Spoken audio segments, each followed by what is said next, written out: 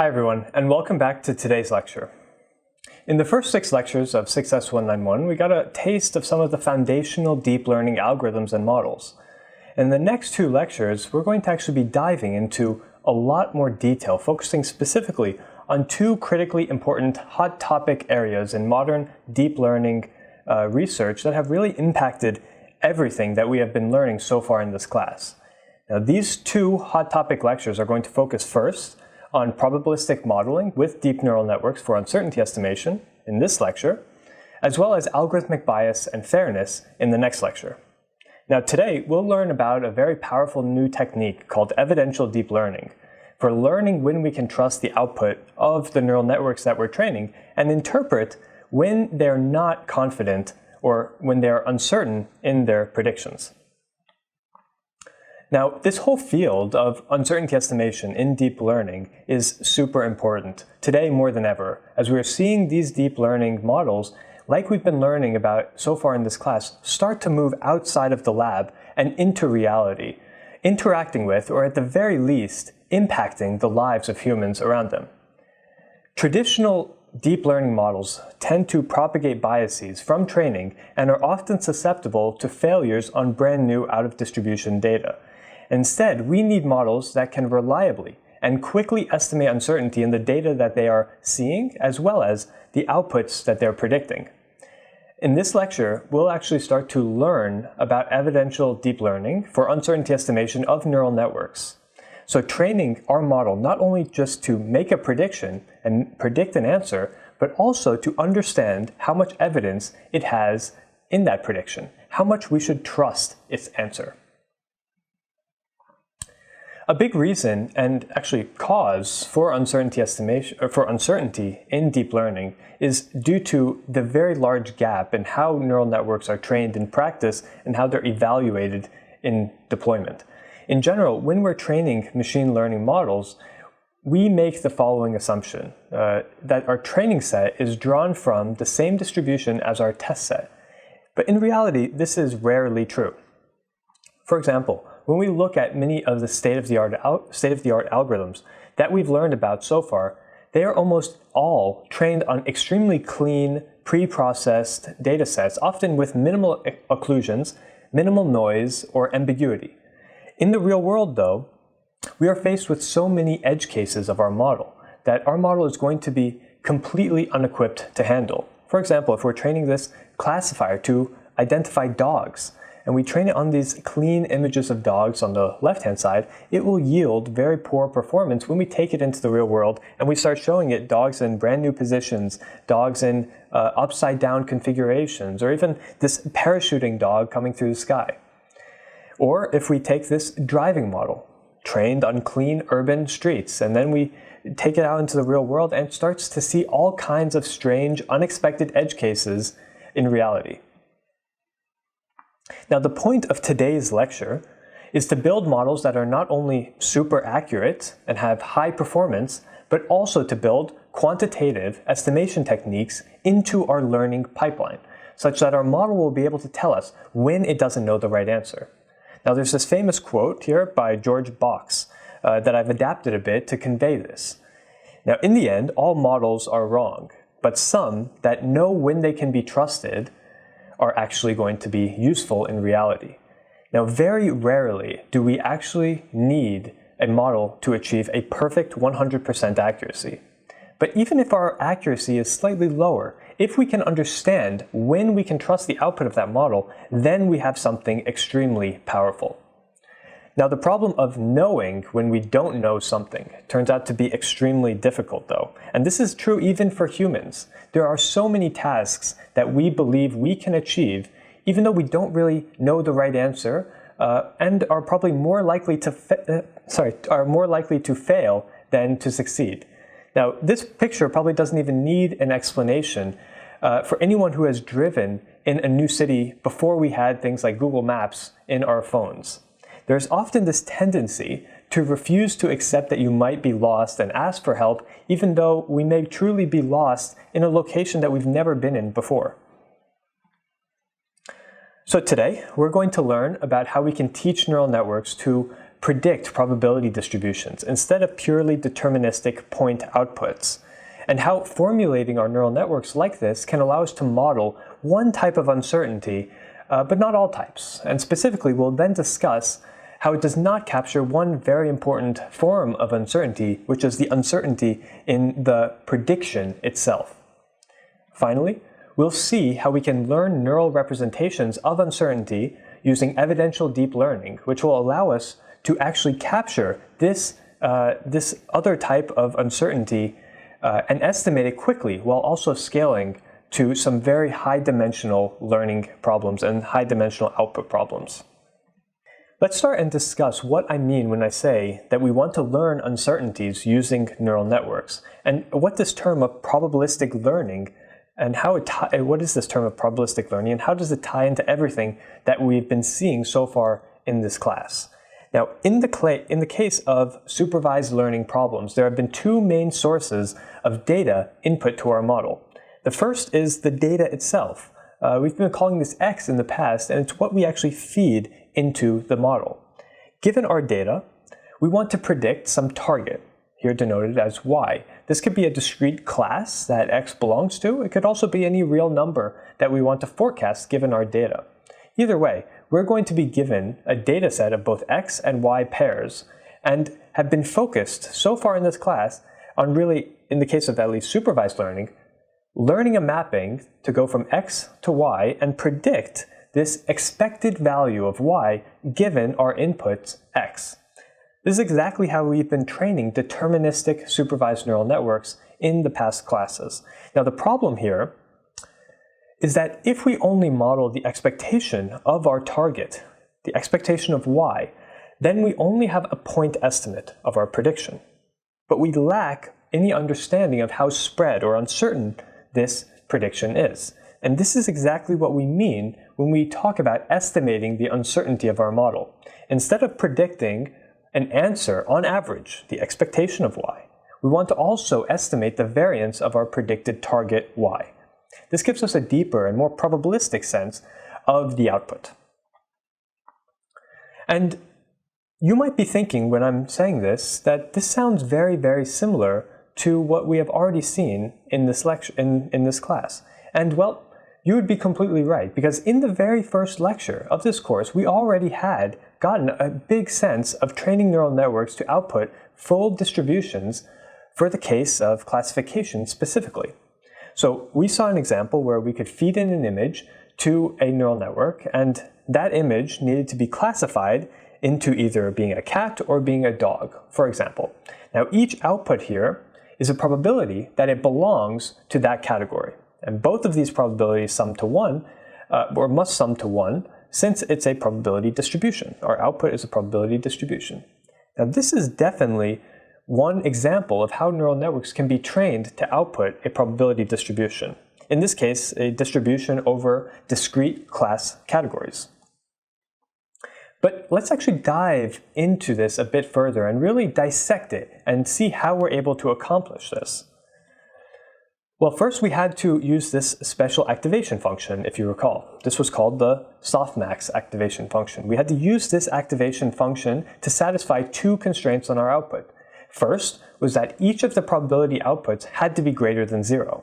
And second, that we needed to make sure that the sum of all of our class probabilities was normalized to 1. Now, given an output of class probabilities emerging from this softmax activation function, we could then define this special loss that allowed us to optimize our distribution learning. We could do this by minimizing what we call the negative log likelihood of our predicted distribution to match the ground truth category distribution. Now, this is also called the cross-entropy loss, which is something that all of you should be very familiar with now, as you've implemented it and used it in all 3 of your software labs. Let's make some of this even more formal on why we made some of these choices with our activation function and our loss function. Well, it really all boils down to this assumption that we made before we even started learning. And that was that we assumed that our target class labels, Y, are drawn from some likelihood function. In this case, a categorical distribution defined by distributional parameters P. The distributional parameters here actually define our distribution and our likelihood over that predicted label. Specifically, the probability of our answer being in the ith class is exactly equal to the ith probability parameter. Now similarly, we also saw how we could do this for the case of continuous class targets as well. In this case, where we aren't learning a class probability, but instead a probability distribution over the entire real number line. Like the classification domain, this can be applied to any supervised learning problem. When we saw it in the previous lectures, we were focusing on the case of reinforcement learning, where we want to predict the steering wheel angle that a vehicle should take given a raw image, pixel image of the scene. Now, since the support of this output is continuous and infinite, we can not just output raw probabilities like we did in the case of classification, because this would require an infinite number of outputs coming from our network. Instead, though, we can output the parameters of our distribution, namely the mean and the standard deviation, or the variance of that distribution. And this defines our probability density function. Our mean is unbounded, so we don't need to constrain it at all. On the other hand, though, our standard deviation, sigma, must be strictly positive. So for that, we can use an exponential activation function to enforce that constraint. And again, in the classification domain, or similar to the classification domain, we can optimize these networks by using a negative log likelihood loss. And again, how did we get to this point? Well, we made this assumption about our labels. We assumed that our labels were drawn from a normal distribution, or a Gaussian distribution with known parameters mu and sigma squared, our mean and our variance, which we wanted to train our model to predict, to output. Now, I think this is actually really amazing because we don't have any ground truth variables in our data set for ground truth means and ground truth variances. All we have are ground truth y's, our labels. But we use this formulation and this loss function to learn not a point estimate of our label, but a distribution, a full distribution, a Gaussian around describing that data likelihood. Now we can summarize the details of these likelihood estimation problems using neural networks for both the discrete classification domain as well as the regression, the continuous regression domain. Now fundamentally, the two of these domains differ in terms of the type of target that they're fitting to. In the classification domain, the targets can be one of a fixed set of classes, 1 to k. In the regression domain, our target can be any real number. Now, before getting started, we assumed that our labels came or were drawn from some underlying likelihood function. In the case of classification, again, they were being drawn from a categorical distribution, whereas in the case of regression, we assumed that they were being drawn from a normal distribution. Now, each of these likelihood functions are defined by a set of distributional parameters. In the case of categorical, we have these probabilities that define our categorical distribution, and in the case of a normal or a Gaussian distribution in regression, we had a mean and a variance. To ensure that these were valid probability distributions, we had to apply some of the relevant constraints to our parameters through way of activation functions, cleverly constructed activation functions. And then finally, for both of these, like we previously saw, we can optimize these entire systems using the negative log likelihood loss. This allowed us to learn the parameters of a distribution over our labels. While we do have access to the probability and the variance here, it is critically important for us to remember something, and that is that probability, or likelihood, let's call it, that we get by modeling the problem like we have seen so far in this lecture should never be mistaken for the confidence of our model. These probabilities that we obtain are absolutely not the same as confidence, what we think of as confidence at least, and here's why. Let's go back to this example of classification, where we feed in an image, it can be either cats or dogs, to this neural network, and we have our neural network predict what is the probability that this image is of a cat, or what is the probability that it is of a dog.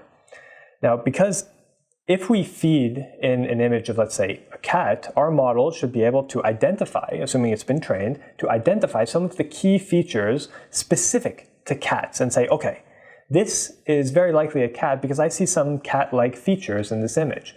And likewise, if I fed in a dog input, then we should be more confident in predicting a high probability that this image is of a dog.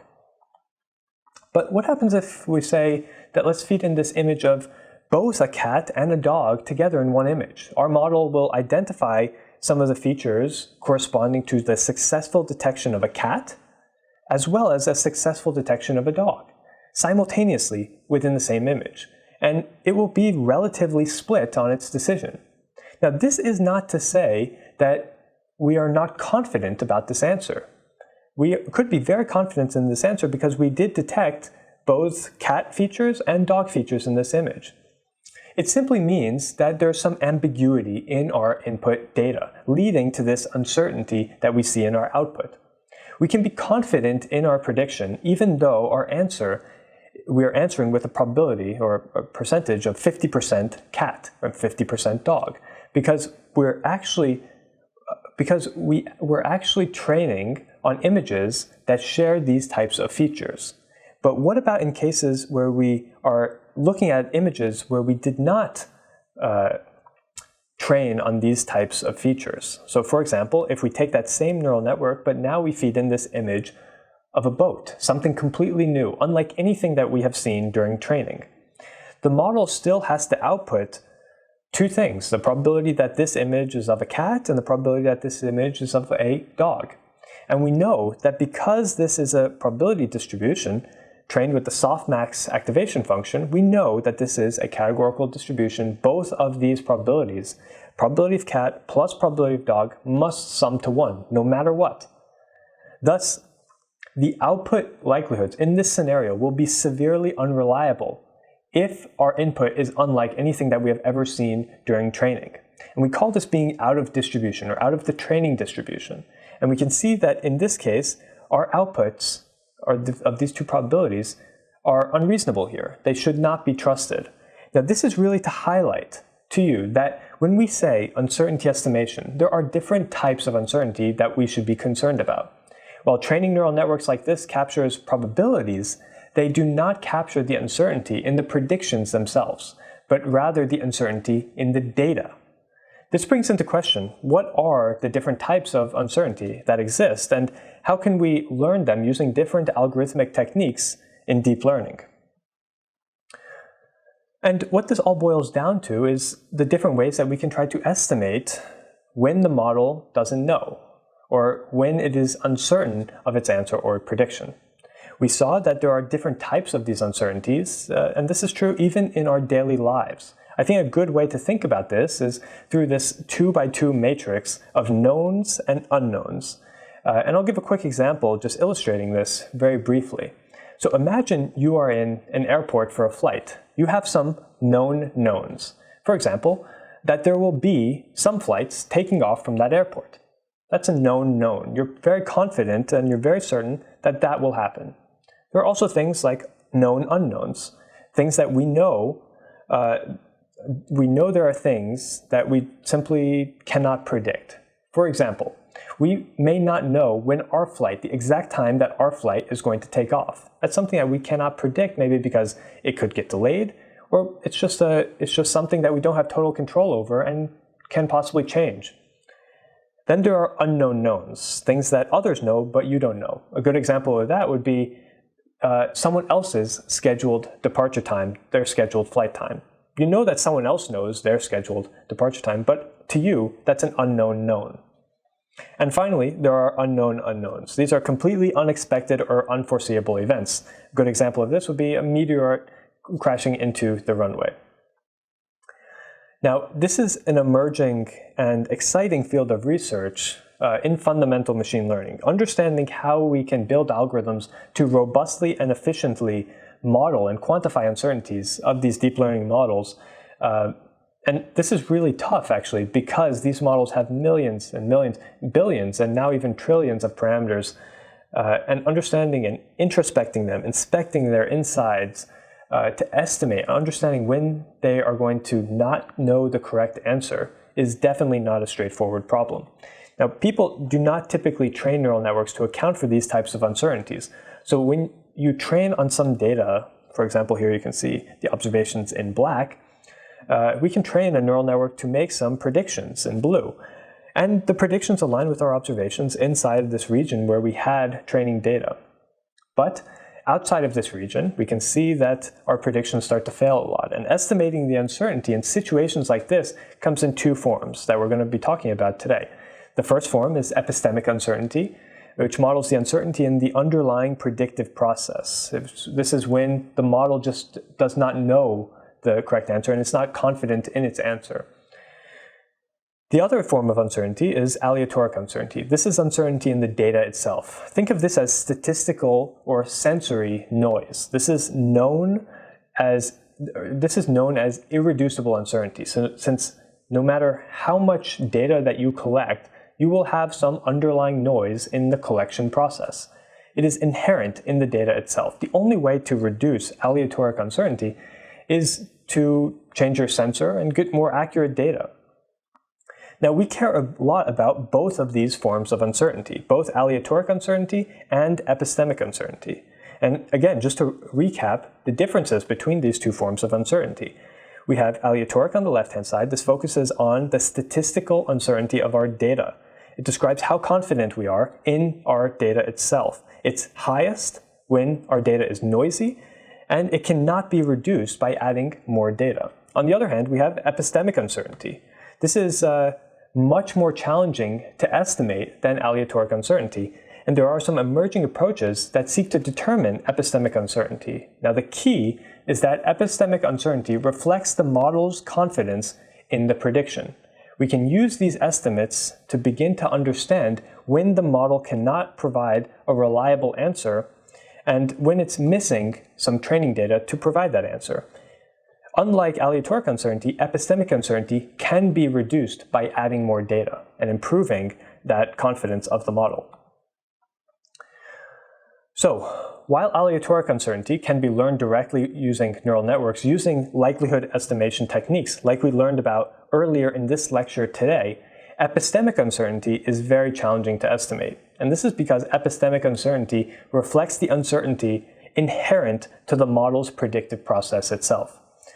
With a standard neural network, a deterministic neural network, we can't obtain a sense of this uncertainty because the network is deterministic. With a given set of weights, passing in one input to the model multiple times will yield the same output over and over again. It's going to always have the same fixed output no matter how many times we feed in that same input. But what we can do, instead of having a deterministic neural network where each weight is a deterministic number, a single number for each weight, we can represent every single weight by a probability distribution. So in this case, we're going to actually model each of these weights by a distribution such that when we pass in an input to our neural network, we sample from the point in this distribution for every single weight in the neural network. This means that every time we feed in an input to the model, we're going to get out a slightly different output depending on the samples of our weights that we realized that time that we fed it through the model. These models are called Bayesian neural networks. These model distributions, likelihood functions, over the network weights themselves. So instead of modeling a single number for every weight, Bayesian neural networks try to learn neural networks that capture a full distribution over every single weight, and then use this distribution to actually learn the uncertainty of our model, the epistemic uncertainty of our model. Now we can formulate this epistemic uncertainty and formulate this learning of Bayesian neural networks as follows.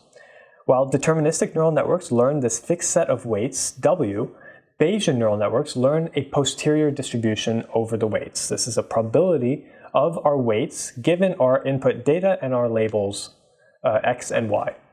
Now, these are called Bayesian neural networks because they formulate this posterior probability of our weights given our data using Bayes' rule. They actually write it out like this using Bayes' rule. However, in practice, this posterior is intractable to compute analytically. It's not possible for any real or non-toy examples, which means that we have to resort to what are called sampling techniques to approximate and try to estimate this posterior. So we can approximate this posterior through sampling, where the idea is to make multiple stochastic evaluations through our model, each using a different sample of our weights. Now this can be done many different ways. One way to do this approximation is using a technique that we've learned about in class already, called dropout. Typically dropout is used during training, but now we're talking about using dropout during testing time to obtain these multiple samples through our network. So the way this works is nodes or neurons are dropped out or not dropped out based on the value of a Bernoulli random variable with some probability p that we define as part of our dropout procedure. Each time we feed our input, our same input through the model, depending on which nodes are dropped in and out, we're going to get a slightly different output. And that's going to, each one of those outputs is going to represent a different sample through our network.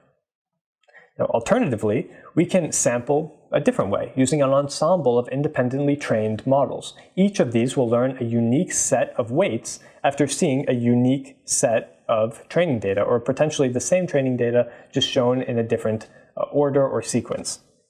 In both of these cases, though, what we're doing here is very similar. We're drawing a set of t samples of our weights and using these to compute t forward passes using either dropout or t models in an ensemble.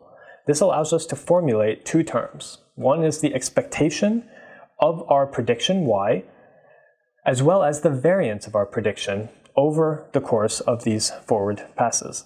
So if our variance over these predictions is very large, so if we take t stochastic forward passes through the model and we have a very large variance, if none of our outputs really agree with each other, this is a great indicator that our model has a high epistemic uncertainty. And in fact, it's not only an indicator that it has high epistemic uncertainty, this is the epistemic uncertainty, the variance of our prediction over these t stochastic forward passes. While these sampling-based approaches are very commonly used techniques for epistemic uncertainty estimation, they do have a few very notable downsides and limitations. First, as you may have realized from the fact that they draw multiple samples to approximate this weight distribution, this means that they require running the model multiple times, t times, just to obtain their predictions. For ensembles, it's even worse than this because you have to initialize and train multiple independent models, which is extremely computationally costly. Then you have to store them in memory and repeatedly run them in memory as well. Relatedly, this imposes a memory constraint due to having to actually keep all of these models in parallel on your network, on your computer.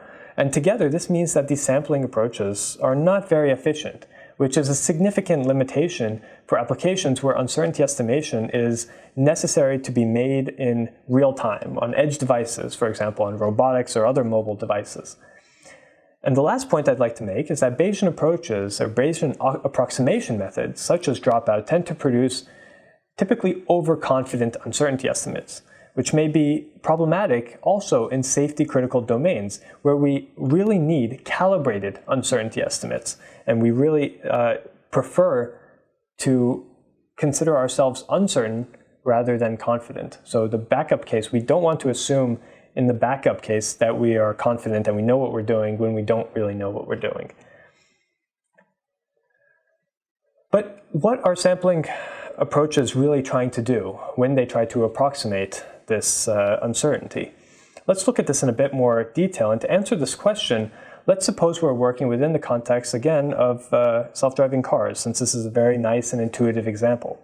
We have a model that's looking to predict the steering wheel angle of the car given this raw image that it sees on the left. The mean here, it's predicting two things, a mean and a variance. The mean here is the angle that the wheel should be. The variance is the aleatoric uncertainty, the data uncertainty, if you remember. Now consider the epistemic uncertainty. This is the model uncertainty that we said was really difficult to capture. As we've seen with sampling-based approaches, we can compute the epistemic uncertainty using an ensemble of many independently trained instances of this model.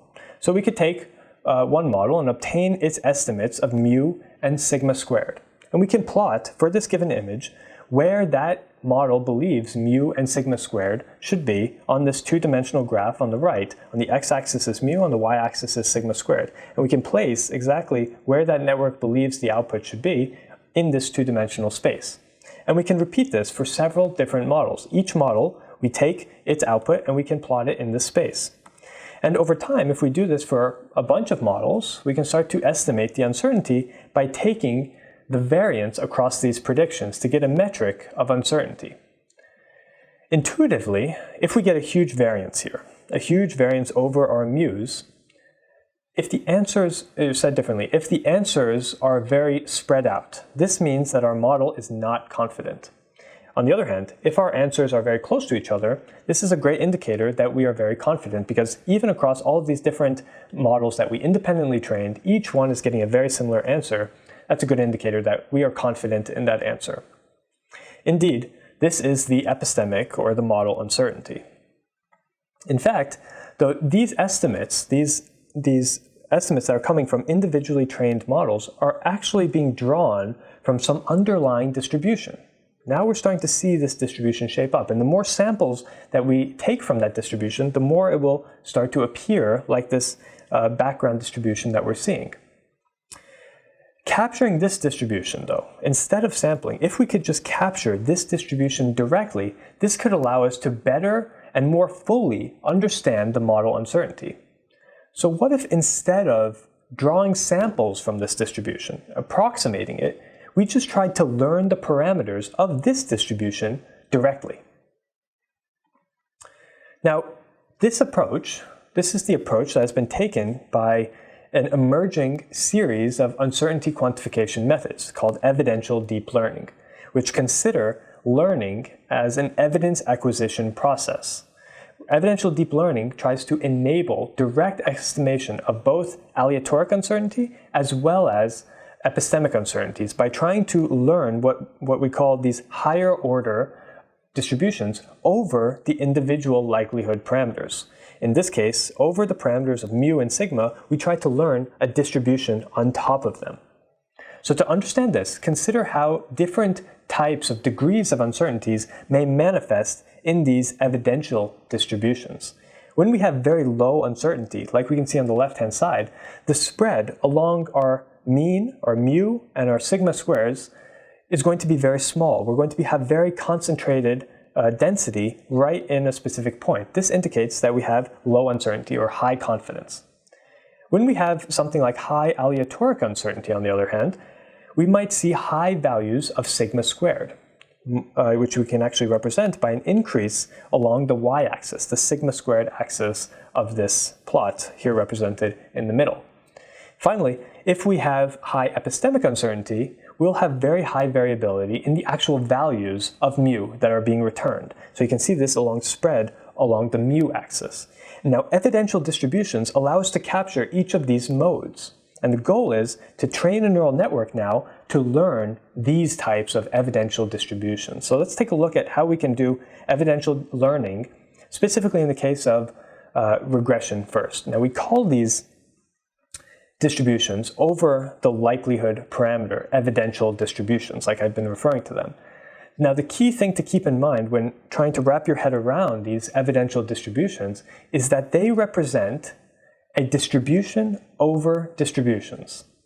If you sample from an evidential distribution, you will get back a brand new distribution over your data. How we can formulate this is how can we actually formulate these evidential distributions? Well, first, let's consider, like I said, the case of continuous learning problems like regression. We assume, like we saw earlier in the class, that our target labels y are going to be drawn from some normal distribution with parameters, distribution parameters, mu and sigma squared. This is exactly like we saw earlier in the class, no different. The key here is that instead of before, when we assumed that mu and sigma were known things that our network could predict, now let's say that we don't know mu and sigma, and we want to probabilistically estimate those as well. We can formalize this by actually placing priors over each of these parameters, each of these distribution parameters. So we assume that our distribution parameters, here mu and sigma squared, are not known. And let's place parameters over each of these and try to probabilistically estimate them.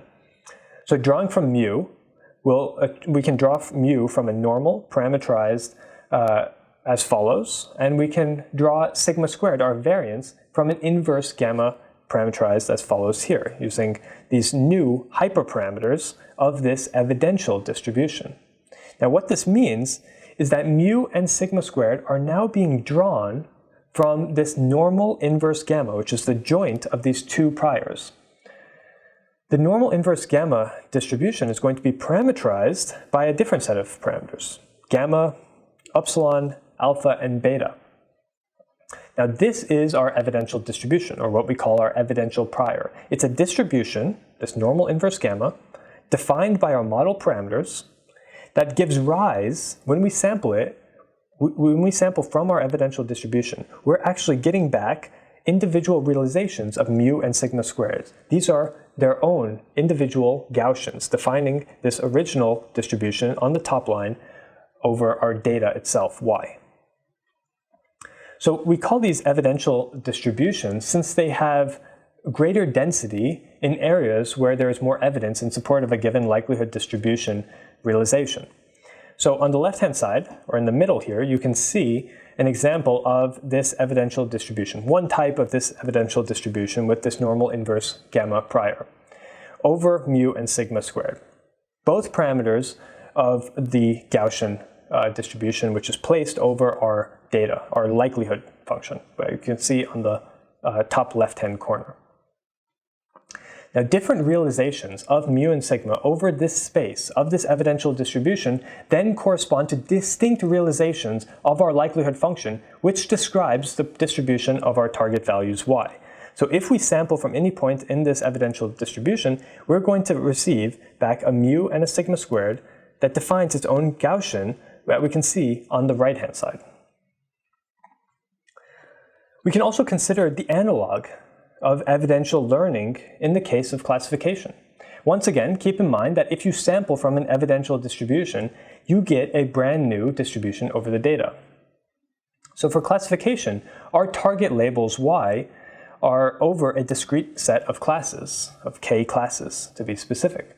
We assumed that our class labels were drawn from a likelihood function of the categorical form, parameterized by some probabilities. Now, in this case, we can probabilistically estimate those distribution parameters, p, using what is called a Dirichlet prior. The Dirichlet prior is itself parameterized by a set of concentration parameters here called alpha, again, per class. So there are k alpha parameters in this Dirichlet distribution. And when we sample from this Dirichlet, we're going to receive realizations of our distributional parameters, distributional probabilities, defining our categorical loss function. Again, it's this hierarchy of distributions. Let's take a look at this simple example of what this evidential distribution in the case of classification looks like, here where we have three possible classes. In this case, the probability mass of our Dirichlet distribution will live entirely on this triangular simplex. Sampling from any point within this triangle corresponds to sampling a brand new categorical probability distribution. For example, let's say we sample from the center of this simplex. This will correspond to equal probabilities over the three classes. So for those of you who have not seen the simplex plot before, imagine the corners of these triangles represent perfect prediction in one of the classes. So sampling from the middle of the simplex corresponds to equal probabilities of each of the three classes. Being at one of the corners, like I said, corresponds to all of the mass being on one of those classes and zero mass being on the other two. And anywhere else in this simplex corresponds to a sampled categorical distribution that is defined by these class probabilities that have to sum to 1. The color inside of this triangle, this gradient of blues that you can see, provides one example of how this mass can be distributed throughout the simplex, where the categorical distributions can be sampled more frequently. So this is one example representing that the majority of the mass is placed in the center of the simplex. But the whole power of evidential learning is that we're going to try to learn this distribution. So our network is going to try to predict what this distribution is for any given input. So this distribution can change, and the way we're going to sample our categorical likelihood functions will, as a result, also change. So to summarize, here is a breakdown of evidential distributions for both regression and classification. In the regression case, the targets take continuous values from real numbers. We assumed here that the targets are drawn from a normal distribution parameterized by mu and sigma, and then we had, in turn, a higher order evidential distribution over these likelihood parameters according to this normal inverse gamma distribution. In the case of classification, the targets here represented a set of k, or were shown actually here over a set of k independent classes. Here we assumed that our likelihoods of observing a particular class label y was drawn from a categorical distribution of class probabilities p, and this p was drawn from a higher order evidential Dirichlet distribution parameterized by alphas. Now, here's also a quick interesting side note. You may be asking yourself why we chose this specific evidential distribution in each of these cases. Why did we pick the Dirichlet distribution? Why did we pick the normal inverse gamma distribution? There are many distributions out there that we could have picked for our likelihoods, picked over our likelihoods rather, but we chose these very special forms because these are known as what are called conjugate priors. Picking them to be of this form makes analytically computing our loss tractable. Specifically, if our prior or evidential distribution, P of theta, is of the same family of our likelihood, P of y given theta, then we can analytically compute this integral highlighted in yellow as part of our loss during training, which makes this whole process feasible. So with this formulation of these evidential distributions, now let's consider concretely how we can build and train models to learn these evidential distributions and use them to estimate uncertainty.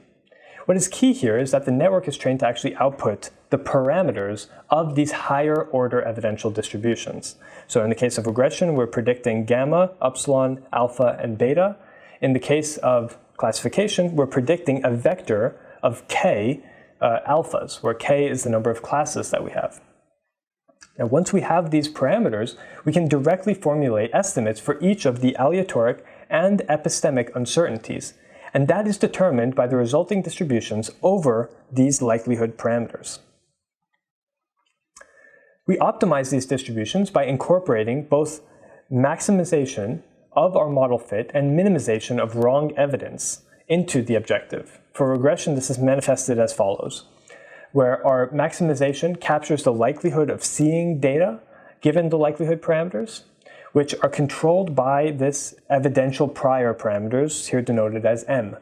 The minimization of incorrect evidence is captured in this regularization term on the right-hand side. By minimizing, we seek to lower the incorrect evidence in instances where the model is making errors. So think of the right-hand side as really fitting all of our evidential distributions to our data, and the left-hand side is inflating that uncertainty when we see that we get some incorrect evidence and start to make some errors in training.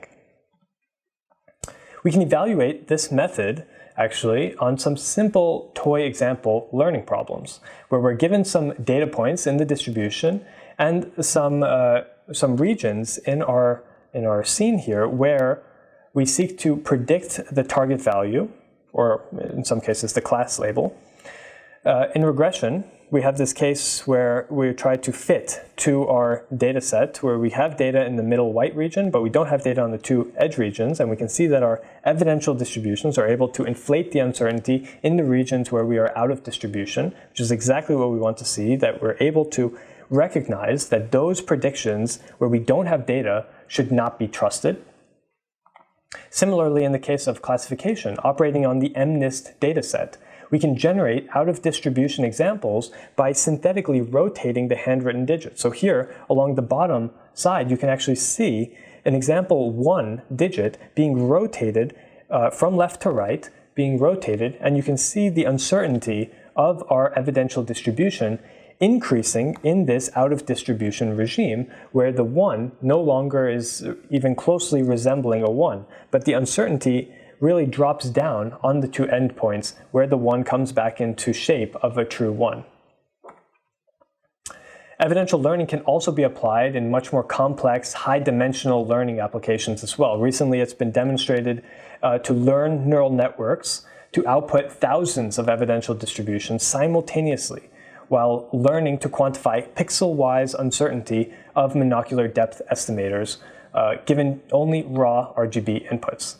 This is a regression problem, since the predicted depth of each pixel is a real number. It's not a class, but in the case of classification, evidential deep learning has also been applied to perform uncertainty-aware semantic segmentation of raw LiDAR point clouds, also extremely high-dimensional, where every point in the point cloud must